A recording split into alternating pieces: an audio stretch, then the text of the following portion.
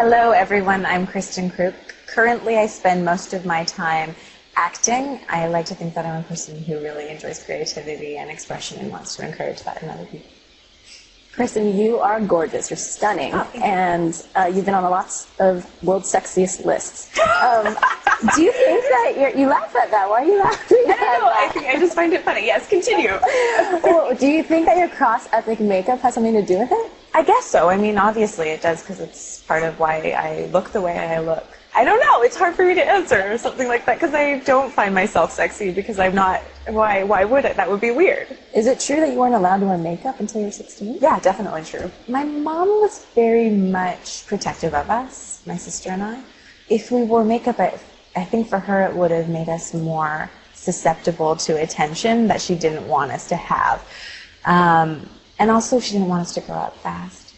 So also dating wasn't an okay thing until after 16. And I don't know, I think kids are exposed to a lot more a lot earlier. The internet opens up so much access. So in a good way, you're all connected globally. So we know what's going on all over the world. And we can actually connect with somebody on a personal level and find out what their day was like, which is really amazing. On the other hand, there's a lot of pornography and I think really destructive things for kids to see. And I was talking scary stalkers in the online chat room. Oh yeah, and mean. Mean girls. Just online though, just brutally mean. Like people are just mean to each other. Going back to objectification, it's like because you can't see somebody and they're not quite human to you, people can just be so brutal to each other online. Do you think that shows like Smallville or Gossip Girl really affects their behavior? I'm kind of unclear about whether it's the teens acting a certain way that generates the show, because the show would appeal to the teens because they are behaving in that way, or if it's the other way around, or if it's more of a cycle, which I think it's more of a cycle. So the teens are wanting something like that. They relate to it in some way. Therefore, Gossip Girls is created. Gossip Girls goes on, they like it, but it also perpetuates the behavior. Right. So it goes in this like kind of vicious cycle. What's your favorite place that you've traveled to? Kind of a toss-up. The two that come out for me are definitely India and Nepal. And I went trekking in the Annapurna. I know. And like the Himalayas, and it's so beautiful. So Nepal's a beautiful country because they're primarily Buddhist. So the people have a certain feel about them. If you go to Buddhist countries, they tend to be really warm. Yeah. Peaceful. And like really warm and lovely. And not, there wasn't a lot of begging. There was, even though it's a very poor country. Mm-hmm. And it was a life-changing experience for me. Kristin, about India that drew you to that country? I like India so much because it's vibrant. Mm-hmm. There's so much life there. Mm-hmm. And there are so many religions and so many different types of people and looks and foods and tastes and spices and fabrics and textures. It's just like a cacophony of sensorial input. And I love that about India. I like the people are so passionate there. They're very expressive. So when I'm there, like everyone talks, they talk like me in a way because I use my hands a lot and they're super expressive. We were in Mumbai, and this is all pre, Slumdog time. So when I went to see the movie, I was reminded of my trip. And on my birthday, we went into the red light district just to see what it's like. And it's in the middle of Mumbai, which is a huge city. You've never been, but like it's huge. It's like New York on crack. Oh my God. It's craziness. And then the slums surround the city, and there are slums within the city. Mm-hmm. And so we went to this red light district, and it was like taxi cabs everywhere, and children, and women, and apparently a lot of them come in from Nepal. They're more fair than Nepali women. And we just went in just to see what it was like and left. And I was like blown away how in India there's this juxtaposition between rich and poor. And it's everywhere. And you could go from your Taj 5-star hotel, look out the window, and there's a slum. And the way that coexists, I don't think that we here in North America can fully relate to that. And that was a really amazing experience for me. I love India. I really do. And then there's Bollywood. And my friend Rose and I, when we were prepping for this movie, I did Partition, we watched Bollywood movies all the time. Like she sent me Devdas, and I forget the name of the one with the cricket match. And they're all like 3.5 hours long. They're like epic films. And they're so much fun.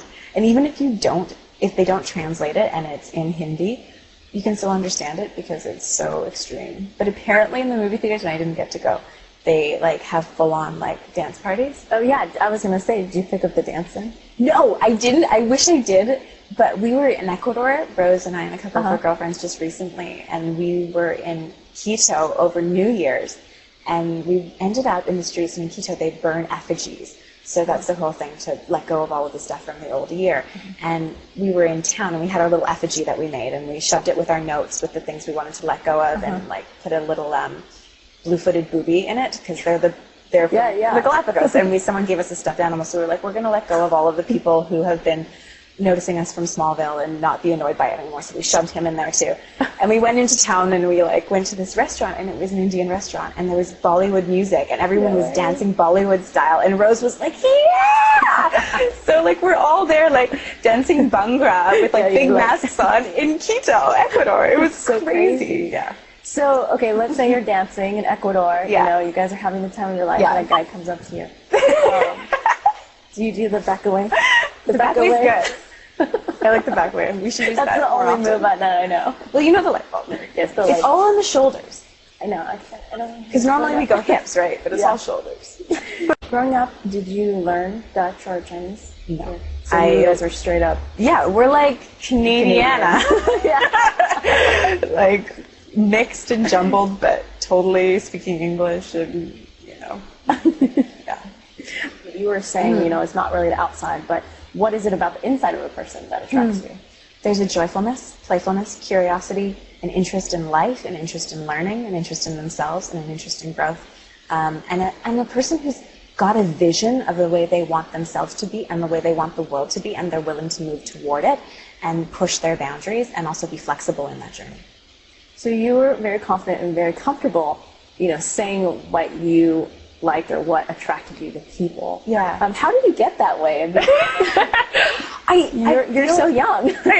You know, I think that it's in the last chunk of my life, I really looked at what's important to me.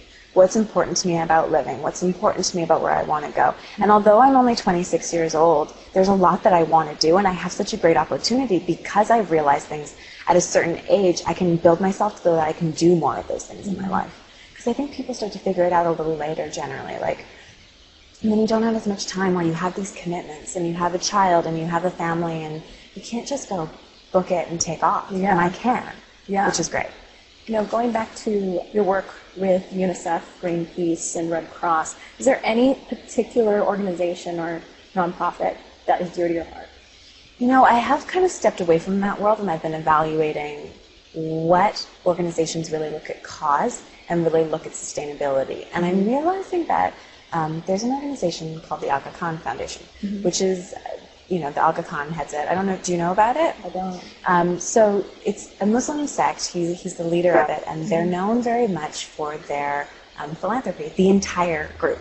So he runs this organization, and they're incredible. Their projects are really amazing, and they work in sustainability, and they've really implemented a lot of the microfinance programming, and they also, which is, I think it's brilliant. I think microfinance is brilliant.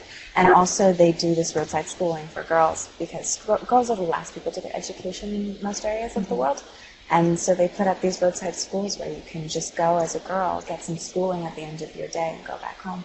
So I watched a couple of videos online of Girls by Design. Can you tell us a little bit about Girls by Design? Girls by Design is a company that I started with my friend Kendra Voth, and it's a content creation, well, it will be a content creation and social networking site for teen girls to build self-esteem. So right now it's got mostly goofy videos and a blog, and our newsletter is now pretty much entirely produced by the teenagers that we chose for our board of directors. So I've almost washed my hands of that completely, and I just write a little bit. And I love it because they just take the reins. Okay, so this is a little rapid fire. What kind of music do you listen to? I listen to all types of music, minus, you know, I don't really do the country thing or the, like, heavy metal thing. What's your favorite album of all time? You know what? The first thing that popped into my head, this is funny, is Sarah McLachlan's Stumbling Towards Ecstasy. What Canadian band do you think the rest of the world needs to know about? Honestly, I don't know very many Canadian bands. What is your favorite cuisine? Ooh, Japanese. Japanese, really? Yeah. Not Indian? Not Thai? No, not Indian. I like Thai a lot, but Indian I have allergic reactions to. So what would be the ultimate goal in life for you? Joyfulness.